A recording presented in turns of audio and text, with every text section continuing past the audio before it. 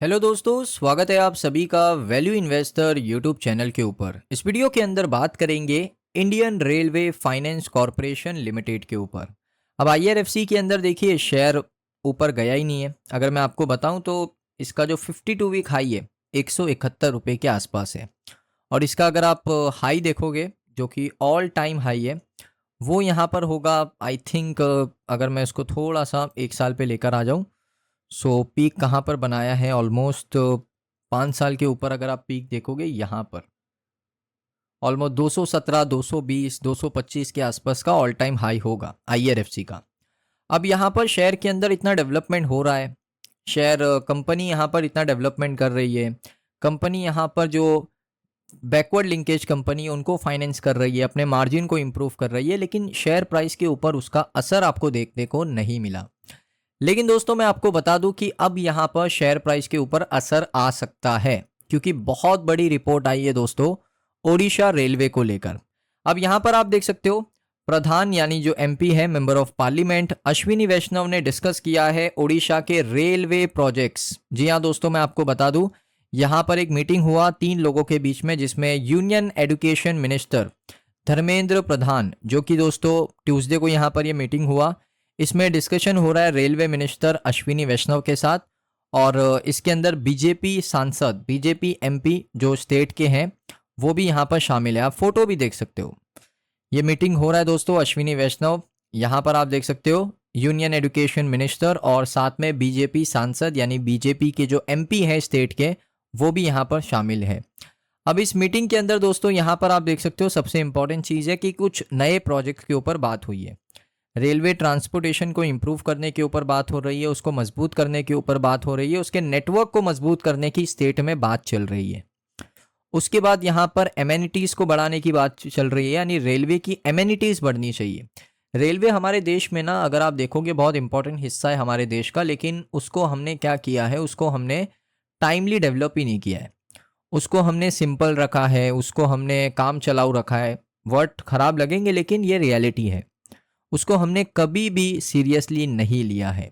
लेकिन ये टाइम आ चुका है, 2026 बहुत नज़दीक है, हमें रेलवे को डेवलप करना पड़ेगा।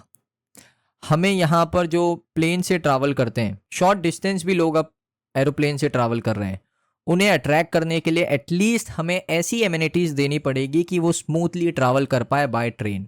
ये हमारा मेन फोकस होना चाहिए। प्लस यहाँ पर जो रीजन्स है, कनेक्टिविटी को इम्प्रूव करना है, बहुत सारी चीज़ें हैं। सो यहाँ पर बातचीत चल रही है और इसमें यह बताया जा रहा है कि जो प्रोजेक्ट्स होने वाले हैं वो बड़े होने वाले, और अप्रॉक्सीमेटली 90,000 करोड़ रुपए ओडिशा रेलवे के अंदर इन्वेस्ट करेंगे अश्विनी वैष्णव और भारत सरकार। सो ये दोस्तों काफ़ी अच्छी बात है। इसमें अमृत भारत स्टेशन आपको देखने को मिलेंगे 59 पूरे स्टेट के अंदर। उसके साथ साथ यहाँ पर आपको अमृत भारत ट्रेन जो करेंटली ऑपरेशनल है वो भी देखने को मिलेगी, और आपको स्लीपर कोचेस भी बहुत ही डेवलप देखने को मिलेंगे। तो ये सारी डिस्कशन हो रहा है। अब आप कहोगे ये रिपोर्ट आपने क्यों बताई, इससे आईआरएफसी का क्या फ़ायदा। देखिए दोस्तों, मैं आपको थोड़ी बड़ी पिक्चर बताता हूँ। हमेशा ना रिटेलर्स बड़ा नहीं सोचते हैं, बड़ा सोचिए। अब ओडिशा एक स्टेट है, आईआरएफसी की बात छोड़ दो, 90,000 करोड़ रुपए वहाँ पर अगर इन्वेस्ट होते हैं, 90,000 करोड़ बहुत बड़ा अमाउंट है। 90,000 करोड़ रुपए अगर इन्वेस्ट होते हैं तो प्रोजेक्ट किसको मिलेगा। प्रोजेक्ट यहाँ पर जो ट्रेन बनाने का प्रोजेक्ट्स है वो किसको मिलेगा, रेलवे लाइन बनाने का प्रोजेक्ट किसको मिलेगा, रेलवे इंफ्रास्ट्रक्चर बनाने का प्रोजेक्ट किसको मिलेगा, कंपनीज को मिलेगा ना। खास करके पीएसयू कंपनीज को मिलेगा, लाइक आरवीएनएल, आयरकॉन, ऐसी कंपनीज को मिलेगा। प्लस जो बैकवर्ड लिंकेज कंपनीज है उनको मिलेगा, जो यहाँ पर फॉरवर्ड लिंकेज कंपनीज है उनको मिलेगा। तो वो कंपनी को जब प्रोजेक्ट मिलेगा तो आईआरएफसी उनको यहाँ पर दो चीज़ों से पैसे कमाता है। एक तो पैसा देता है, क्योंकि सरकार जब आपको प्रोजेक्ट देती है ना तो पूरा पैसा नहीं देती है। 10% आपको दे दिया, काम चालू करो, 20% आपको दे दिया, काम चालू करो। डीले भी बहुत होता है पेमेंट के अंदर। तो इसमें क्या होता है, आईआरएफसी उनकी हेल्प करता है, उनको फंड प्रोवाइड करता है। रेट ऑफ इंटरेस्ट चार्ज करेगा लेकिन फंड प्रोवाइड करेगा। प्लस यहाँ पर आईआरएफसी क्या और प्रोवाइड कर सकता है, आईआरएफसी उनको एसेट यहाँ पर दे सकता है, मशीनरी प्रोवाइड कर सकता है, बहुत सारी एसेट इनको प्रोवाइड कर सकता है, और उसके बदले में उसका जो रेंट आता है वो भी आईआरएफसी को मिलेगा। तो आईआरएफसी का फ़ायदा ही फ़ायदा है, बेनिफिट ही बेनिफिट है दोस्तों। तो ये IRFC के लिए बहुत अच्छी खबर है। अब उसके बाद दोस्तों मैं आपको बता दूं कि IRFC को असर भी पड़ा है। आप कहोगे शेयर प्राइस में नहीं पड़ा है, लेकिन उसके फाइनेंशियल में पड़ा है, और ये आज नहीं तो कल शेयर प्राइस को इसको रिफ्लेक्ट करना ही पड़ेगा, क्योंकि अब ये सिंगल क्वार्टर का डेटा है ना अपने पास। अगर हमारे पास लगातार 2-3 क्वार्टर IRFC अच्छा प्रॉफिट दे दे, ईयर ऑन ईयर बेसिस पे growth, quarter on quarter basis पे ग्रोथ, तो शेयर प्राइस के ऊपर उसका रिएक्शन जरूर आएगा उस फाइनेंशियल का। अब यहाँ पर देखिए कंपनी ने सबसे पहले क्या किया, कंपनी ने अपने रेवेन्यू को बढ़ाया 6,915 करोड़, जो कि पिछले साल से भी अच्छा है, पिछले क्वार्टर से भी अच्छा है।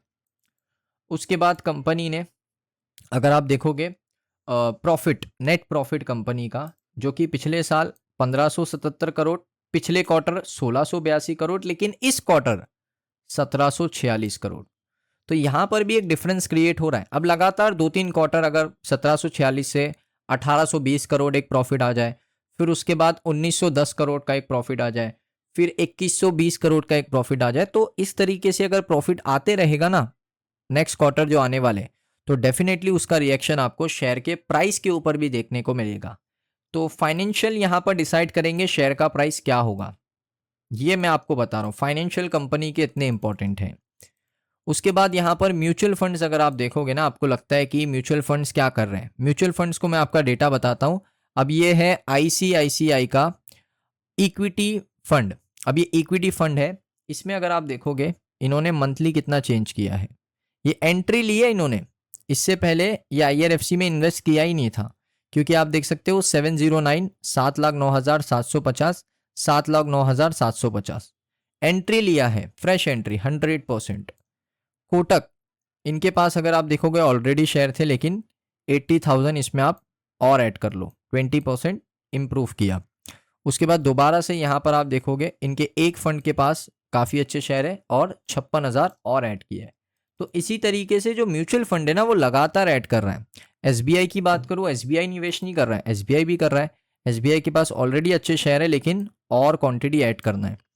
कोटक निफ्टी नेक्स्ट 50 इंडेक्स, इनके पास ऑलरेडी शेयर है, लेकिन और एडअप करना है। SBI Nifty next 50 ETF fund, quantity है लेकिन और ऐड किया जा रहा है। तो ये चीज़ आप देख सकते हो। और IRFC को यहाँ पर आप देखोगे तो इंपॉर्टेंट चीज़ ये है कि रेलवे सेक्टर के अंदर ना लगातार डेवलपमेंट होते रहे, क्योंकि जितना रेलवे सेक्टर के अंदर डेवलपमेंट होगा उतना ही ज़्यादा यहाँ पर, चाहे वो IRFC हो, चाहे वो RVNL हो, कोई भी रेलवे सेक्टर का शेयर हो, क्योंकि उनके फाइनेंशियल इंप्रूव हो रहे हैं, कंपनी पैसे ज़्यादा कमा रही है, तो शेयर प्राइस के ऊपर उसका रिएक्शन आपको ज़रूर देखने को मिलेगा। सो दोस्तों, ये वीडियो आपको कैसा लगा कमेंट सेक्शन में ज़रूर बताइए। अगर आपको ये वीडियो अच्छा लगा, वीडियो को लाइक करें। चैनल पे अगर आप पहली बार आए हो सब्सक्राइब कर लो। मिलता हूं मैं आप सभी लोगों को नेक्स्ट वीडियो के अंदर।